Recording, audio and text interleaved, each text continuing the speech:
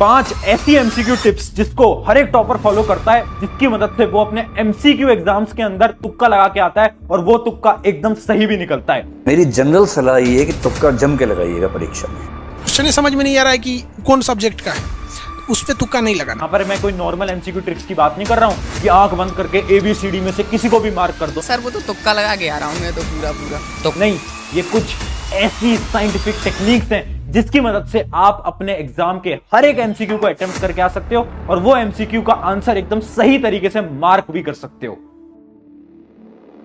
Hi everyone, मेरा नाम है Prashant, mentor of thousands of students. देखो, अगर आज आप ये सोच के आए हो कि मैं कुछ आपको जादू मंत्र बता दूंगा, मैं आपको कुछ ऐसी तुक्का स्ट्रैटेजी बता दूंगा जिससे कि आप बिना पढ़े टॉपर बन जाओगे, ऐसा तो पॉसिबल नहीं है। अगर आप ये सोच के आए हो, इस वीडियो को छोड़ सकते हो, क्योंकि आज मैं आपको साइंटिफिक एमसीक्यू ट्रिक्स बताने वाला हूं। ये कुछ ऐसी साइंटिफिक टेक्निक्स है ना जो कि हर एक टॉपर फॉलो करता है। यहां पर मैं आंख बंद करके तुक्का लगाने के लिए नहीं कह रहा हूं कि बी लगाओ, सी लगाओ, डी लगाओ, ये नहीं कह रहा हूं मैं बोल रहा हूं कैसे आप ऑप्शंस को एनालाइज करके अपने दिमाग से इन टेक्निक्स को फॉलो करके किसी भी एग्जाम को बहुत आसानी से क्रैक कर सकते हो। आप किसी भी एग्जाम की बात कर लो, चाहे बोर्ड एग्जाम हो, अब तो बोर्ड एग्जाम के अंदर भी एमसीक्यू आते हैं, स्कूल लेवल एग्जाम के अंदर भी एमसीक्यू आते हैं, जेईई, नीट, यूपीएससी सबके अंदर एमसीक्यू आते हैं और हर एक टॉपर इन टेक्निक्स को फॉलो करता है। तो चलिए स्टार्ट करते हैं। सबसे पहले हम ये देखते हैं कि 3 टाइप के हमारे क्वेश्चंस होते हैं। पहला टाइप क्या है? पहले टाइप के वो क्वेश्चंस होते हैं जो कि हमें बिल्कुल अच्छी तरीके से आते हैं, वो तो आपको पता ही है। कुछ क्वेश्चंस ऐसे होते हैं जो कि आपको आते हैं, कुछ क्वेश्चन ऐसे होते हैं जो कि आपको नहीं आते, और कुछ क्वेश्चन ऐसे होते हैं जो कि आपको कंफ्यूज करते हैं, जिसमें आपको लग रहा है कि आंसर ए भी हो सकता है, यार बी भी हो सकता है, सी भी हो सकता है, बट मैं कंफ्यूज हूं, मुझे याद तो है बट मैं कंफ्यूज हूं, है ना। अब देखो, जो आपको आते हैं वो तो आप आराम से टिक करके आओ, बट ये जो 2 पार्ट है ना, ये जो 2 क्वेश्चंस है ना, इन दोनों के अंदर आप तुक्का स्ट्रैटेजी को यूज करके आओ, आप साइंटिफिक गेस को यूज करके आओ। पता है कैसे? अभी बताते हैं। चलिए स्टार्ट करते हैं। हमारी टिप नंबर 1, पहला है हमारा एलिमिनेशन मेथड। एलिमिनेशन मेथड के 3 पार्ट्स होते हैं, तीनों पार्ट समझाऊंगा। देखो, एलिमिनेशन मेथड जो बेसिक होता है वो आप सबको आता होगा, बट यहां पर मैं बेसिक एलिमिनेशन मेथड की बात नहीं कर रहा हूं, मैं यहां पर बहुत एडवांस्ड एलिमिनेशन मेथड की बात करने वाला हूं। अब ध्यान से सुनो यार, टेक्निक्स में बता दूंगा, बट मुझे पता है केवल 1% लोग फॉलो करते हैं। अगर सिर्फ 1% लोग फॉलो करेंगे कोई फायदा नहीं होगा, इसलिए अभी के अभी वीडियो को पॉज करके कमेंट में अभी लिख दो yes I will follow this. उससे क्या होगा, आपको याद रहेगा कि हाँ यार, हमने प्रशांत भाई की वीडियो में कमेंट करा था, हमें फॉलो करना है और हम सच में इन टेक्निक्स को फॉलो करेंगे और अपने एग्जाम के अंदर अच्छे मार्क्स लेकर आएंगे। अब सुनो मेरी बात, सबसे पहली चीज क्या है, अपनी स्ट्रैटेजी है all of the above and none of the above strategy. ये स्ट्रैटेजी क्या कहती है? देखो, आप किसी भी एग्जाम को उठाओ, किसी भी एग्जाम को उठाओ, अगर उसके ऑप्शन के अंदर ऑल ऑफ द अबव आपको दिख रहा है ना, 95% चांसेस हैं कि वही आपका एकदम करेक्ट आंसर होगा। 95% चांसेस। ये हमें कैसे पता? हमने बहुत सारे सैंपल पेपर को एनालाइज करा है, बोर्ड एग्जाम को एनालाइज करा है, जेईई एग्जाम को एनालाइज करा है, नीट एग्जाम को एनालाइज करा है। ऑल ऑफ द अबव हर बार सही आंसर निकलता है, 95% चांसेस है। और नन ऑफ द अबव अगर आपको कहीं भी दिख जाए तो उसकी सही होने की प्रोबेबिलिटी केवल और केवल 10% है। जब भी आपको नन ऑफ द अबव दिखे तो उससे दूर हट जाना, है ना, क्योंकि बहुत कम चांसेस हैं कि वो आंसर हो पाएगा। चलिए अब बढ़ते हैं। ये तो बहुत ज्यादा बेसिक एलिमिनेशन टेक्निक थी, अब बढ़ रहे हैं थोड़ी एडवांस एलिमिनेशन टेक्निक के अंदर, और ये बहुत ज्यादा इंपॉर्टेंट है। देखो, अपनी एलिमिनेशन टेक्निक के अंदर है रिमूव एक्सट्रीम वैल्यूज। एक एग्जांपल से समझाता हूं, बहुत इंपॉर्टेंट एग्जांपल है, ध्यान से देखना। देखिए, जैसे कि एक सवाल है, आप देख सकते हो ये इसके ऑप्शंस हैं, ये है ऑप्शन ए, ये ऑप्शन बी, ये है सी, ये है डी। ए ऑप्शन है 0, बी है 27, सी है 37, ए है अपना 102। अब आपको क्या करना है, जब भी आप एक क्वेश्चन को पढ़ोगे ना, तो उसकी जो एक्सट्रीम वैल्यूज है ना, उसके ऑप्शन की जो एक्सट्रीम वैल्यूज हैं उनको हटा दो।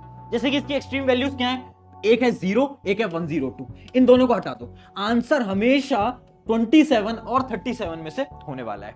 अब आप सवाल करोगे, भैया ये क्या लॉजिक हुआ? लॉजिक बता रहा हूं। हर एक टीचर जो कि आपके एमसीक्यूज को बनाते हैं ना, वो कुछ ऑप्शन को ऐसे बनाते हैं कि बच्चा देख के उस ऑप्शन को तो हटा दे, है ना, उसको तो टिक ही ना करके आए। आपके पेपर को आसान बनाने के लिए किया जाता है। तो जब भी आपको एक्सट्रीम वैल्यूज दिखें, जैसे कि एक और एग्जांपल देखते हैं, 1 2 4 19, एक्सट्रीम वैल्यू कौन सी है? 19, तो आंसर 19 तो कभी नहीं होगा, कभी नहीं होगा, 1 2 4 में से होगा। हम क्या कर रहे हैं, हम एलिमिनेट कर रहे हैं। जो हमें लग रहा है ना यार ये तो नहीं हो सकता, उसको एलिमिनेट करो। अब आप इन 3 में से कोई भी एक को गेस कर सकते हो या फिर आप सॉल्व कर सकते हो। इससे क्या हुआ, आंसर सही होने की प्रोबेबिलिटी हमारी सही हो गई। ठीक है, यहां पर मैं कोई तुक्का नहीं बता रहा हूं यार, ये बहुत ज्यादा साइंटिफिक चीज है। एक्सट्रीम वैल्यूज को हमने हटा दिया। अब बढ़ते हैं तीसरी एलिमिनेशन स्ट्रेटेजी, जो कि है सिमिलर आंसर ट्रिक। देखिए, टीचर्स क्या करते हैं, टीचर्स आपको कंफ्यूज करने के लिए ऑप्शंस में सिमिलर ऑप्शंस डालते हैं। और वो जो सिमिलर ऑप्शंस होते हैं ना वही आपके करेक्ट आंसर होते हैं। समझ नहीं आया? चलिए एक एग्जांपल से समझते हैं। देखिए जैसे कि ऑप्शंस हैं 5, 10, -5, 17। आपको 3 ऑप्शन दिख रहे हैं। अब ध्यान से देखना, 90% से ज्यादा चांसेस हैं इसका जो सही आंसर है वो या तो 5 होगा या तो -5 होगा। पता है क्यों? क्योंकि ये दोनों सिमिलर ऑप्शंस हैं। ये दो तो कट कर दो, इन दोनों में से तो आंसर होगा ही नहीं।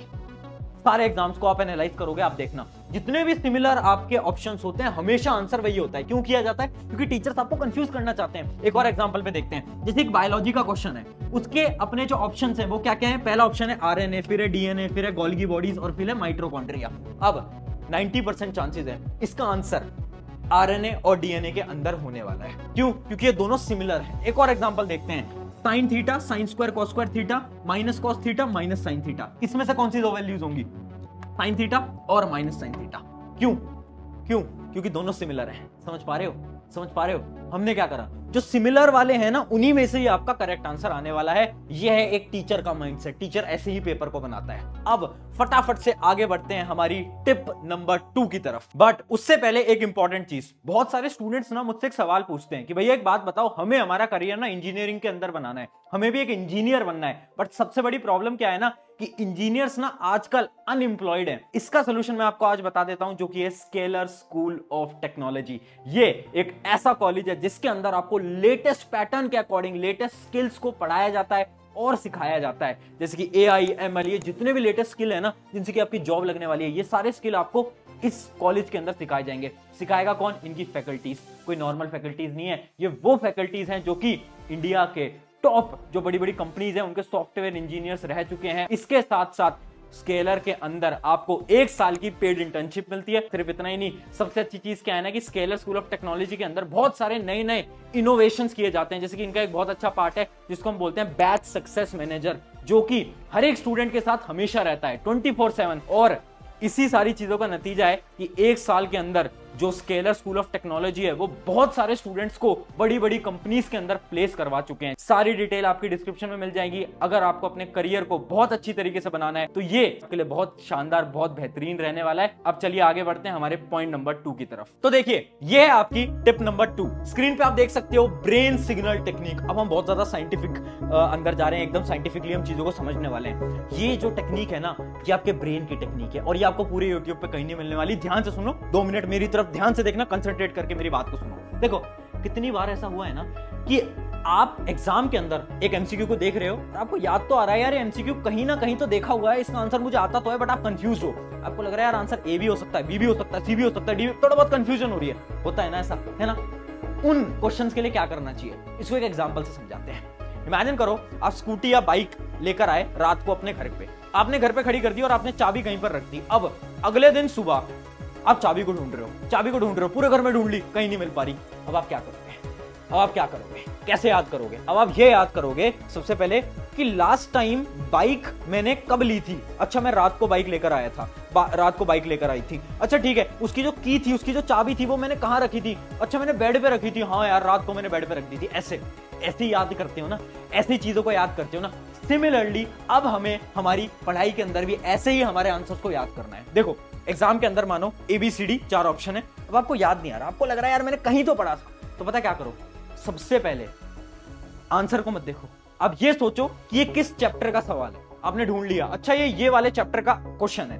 अब खुद से पूछो उस चैप्टर में से किस टॉपिक का ये सवाल है। जब ये सवाल पूछोगे ना ऑटोमेटिकली आपको उसका आंसर याद आ जाएगा। अब होता क्या है ना, जब ये रिकॉल करते हो ना कि अच्छा ये इस चैप्टर का सवाल है और इस चैप्टर में इस टॉपिक का सवाल है, तो आपके जो न्यूरॉन्स है ना ब्रेन के अंदर वो कनेक्ट कर जाते हैं और उसका जो आंसर है, उसकी जो मेमोरी है वो आपको अचानक से रिकॉल हो जाती है। तो ये इसके पीछे का साइंटिफिक कॉन्सेप्ट है। अब ये करोगे ना एग्जाम के अंदर, अचानक से आपको आंसर याद आ जाएगा।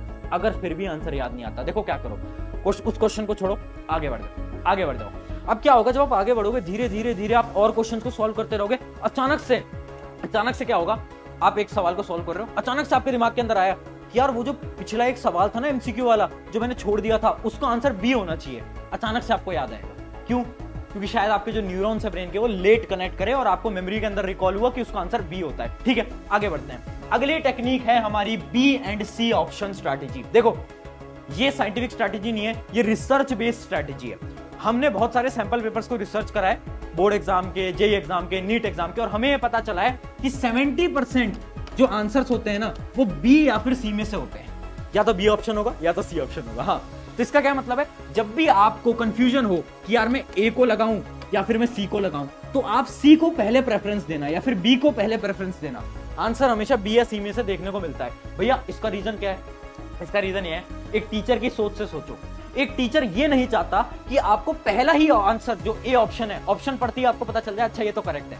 एक टीचर कभी नहीं चाहेगा पहला ही ऑप्शन करेक्ट हो, और एक टीचर ऐसा भी नहीं चाहेगा कि जो लास्ट वाला ऑप्शन है आपको मतलब इतना टाइम लग जाए कि आप लास्ट ऑप्शन तक आओ और आपको पता चले अच्छा है लास्ट वाला ऑप्शन करेक्ट है। इस वजह से हर एक टीचर क्या करते हैं ना, बी और सी इन दोनों के बीच में ही अपने करेक्ट आंसर को रखते हैं। ठीक है, ये होती है हमारी बी और सी स्ट्रैटेजी। चलिए आगे बढ़ते हैं। हमारी tip number 4, assertion reasoning strategy. देखिए आजकल क्या हो गया है, बोर्ड एग्जाम के अंदर, जेईई एग्जाम के अंदर, नीट एग्जाम के अंदर असर्शन रीजनिंग बहुत बार पूछी जाती है ना। असर्शन रीजनिंग क्या होती है, दो स्टेटमेंट दी जाती हैं और ऐसे आपको ऑप्शन दिए जाते हैं ए बी सी डी, है ना।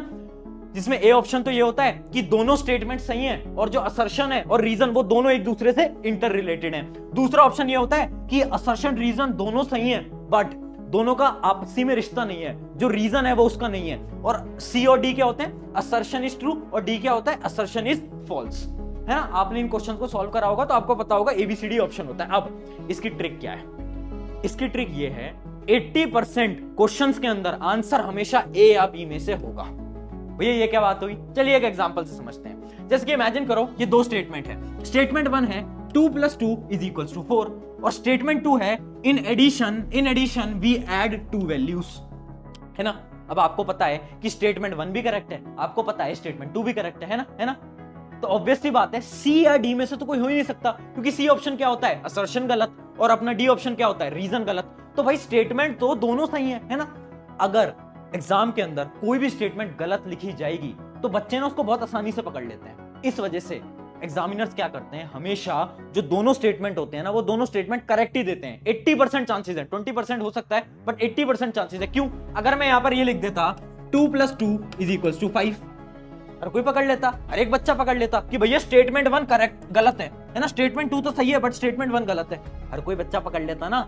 इस वजह से स्टेटमेंट्स को करेक्ट बनाया जाता है। बस दिक्कत यहां आती है कि क्या वो उसका रीजन है या नहीं। जैसे कि एक एग्जांपल दिखाता हूं, 2 + 2 = 4 और स्टेटमेंट 2 क्या है, इन सब्सट्रैक्शन वी सब्ट्रैक्ट 2 वैल्यूज। अब देखो स्टेटमेंट तो दोनों सही है बट क्या स्टेटमेंट 2 स्टेटमेंट 1 का रीजन है? क्या इसका रीजन है? नहीं है, क्योंकि यहां पर तो एडिशन हो रहा है, यहां सब्ट्रैक्शन हो रहा है, दोनों के बीच में कोई रिश्ता है, दोनों के बीच में कोई रिलेशन है? नहीं है। तो इसका क्या मतलब है, इसका आंसर क्या आएगा, ए आएगा या बी आएगा? बी आएगा। याद रखना असर्शन रीजन की शानदार टेक्निक, 80% आंसर ए या बी में से आने वाला है। सी या डी को कभी भी टिक मत करना। अगर आपको स्टेटमेंट दिख जाए कि ये स्टेटमेंट तो गलत है तो ही फिर सी या डी में से करना। चलिए ये है हमारी 5th नंबर टिप, जो कि है प्रैक्टिस। क्यों बोल रहा हूं मैं, देखो सिंपल सी बात है यार, आप जितने ज्यादा सवालों को लगाओगे उतनी ज्यादा मेमोरी आपके दिमाग के अंदर स्टोर होती जाएगी। और जब एग्जाम के अंदर बैठोगे तो एमसीक्यूज क्या होते हैं ना, लिमिटेड ही बनाए जा सकते हैं। मान लो एक चैप्टर है या फिर मान लो एक सब्जेक्ट है साइंस, अब उस साइंस में से ना लिमिटेड ही एमसीक्यूज को बनाया जा सकता है। ऐसा तो नहीं है कि सिलेबस बढ़ जाएगा, नहीं, सिलेबस तो उतना ही रहेगा।